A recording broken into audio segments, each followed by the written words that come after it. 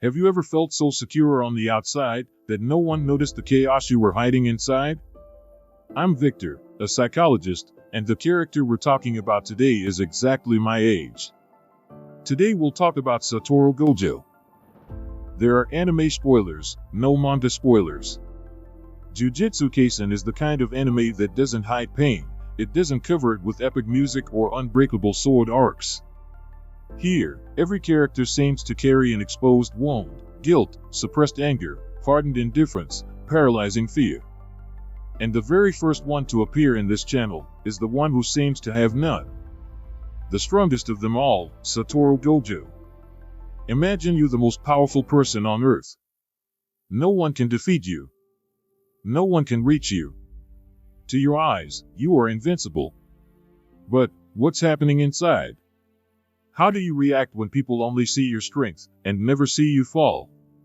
How do you live with the fear of losing control when no one, apparently, can bring you down? Gojo is pure presence. His charisma commands the room. He jokes, teases, smiles, yet he radiates undeniable authority.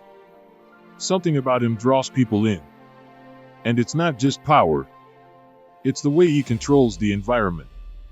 The way he walks into a room and owns it without raising his voice.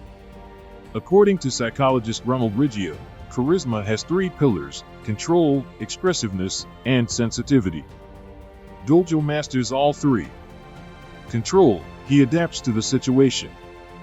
With his students, he acts like a laid-back, sometimes irreverent teacher, as if he's lovingly challenging them. But when formality is needed, his demeanor shifts. His voice sharpens. His presence, calm and composed, commands respect.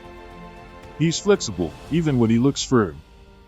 Expressiveness, starting a conversation with Gojo doesn't feel threatening. It feels like an invitation. Even with strangers, his body language says, "You can trust me." His face shows no tension. His smile hides no fear.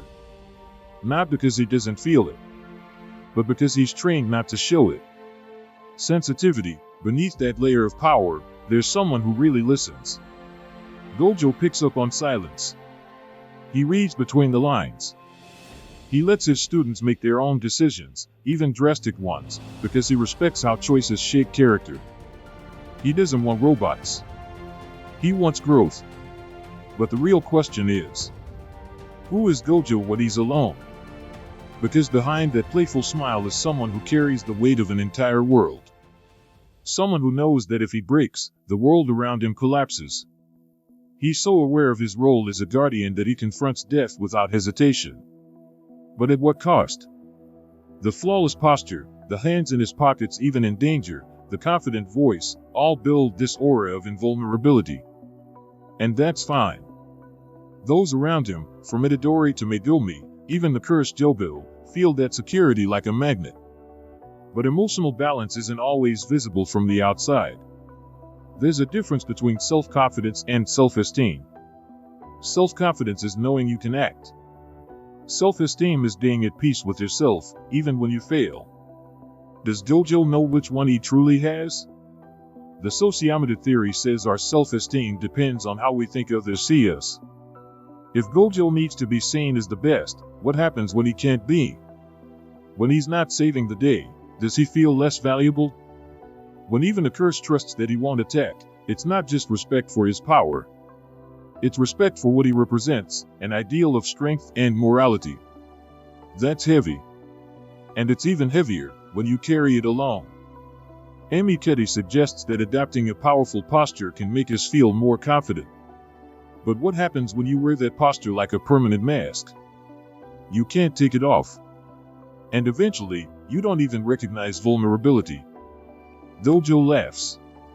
Gojo protects. Gojo seduces with his gaze. But when he speaks, we listen cautiously. Just when we think we understand him, he contradicts himself. Or goes silent. He's 28 years old. According to Gary Wink, the frontal lobes, responsible for impulse control and emotional awareness, fully develop around 30. Could this explain his impulsiveness? Why he throws himself into situations only he can handle? Maybe because he still doesn't feel his own mortality. Maybe because he believes he must be that person for everyone else's sake. But what he does well takes a toll.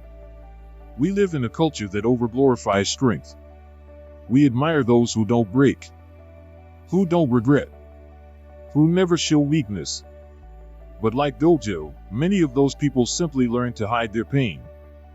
Behind the most captivating smile, there's often an imbalance we don't know how to detect or heal. That's why Gojo is so human. Because his power doesn't make him immune to fragility. He reminds us that sometimes, the one who protects the most is the one who needs protection the most. Being confident doesn't mean having no fear. It means moving forward, even when you're afraid. And Gojo keeps going. He walks along. But he needs us to see him, without the blindfold, without the scarf, without the jokes.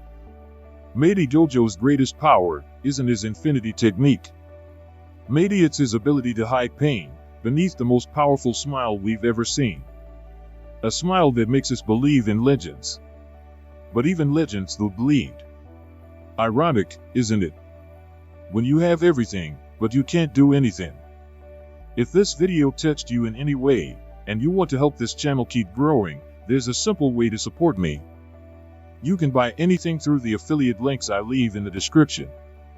You pay nothing extra, but it helps me a lot to keep creating this kind of content that, maybe, says what you feel when you don't have the words. Like, subscribe, and share. And if you, too, feel like everyone sees you as so strong that they forget to check if you're okay, this channel is for you. This is just the beginning.